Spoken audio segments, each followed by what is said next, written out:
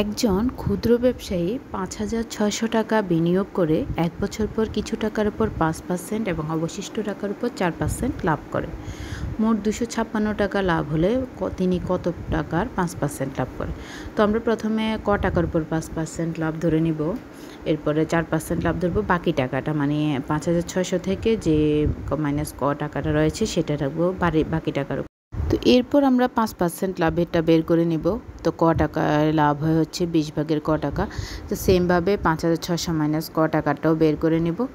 তো এই দুইটা বের করার পর এখন আমরা বাকি অংশে যাব, অর্থাৎ যোগ করতে হবে।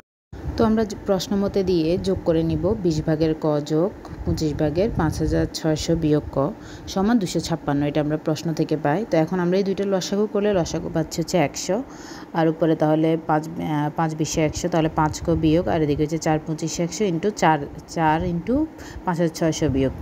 তো এরপর এটাকে যদি আমরা ক্যালকুলেশন করি আমরা পাচ্ছি হচ্ছে প্লাস ২২,৪০০ সমান ২৫,৬০০।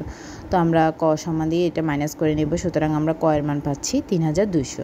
অর্থাৎ তিনি ৩,২০০ টাকার উপর ৫% লাভ করে। তো আমরা এটা দিয়ে ৫% লাভটা পেয়ে গেলাম।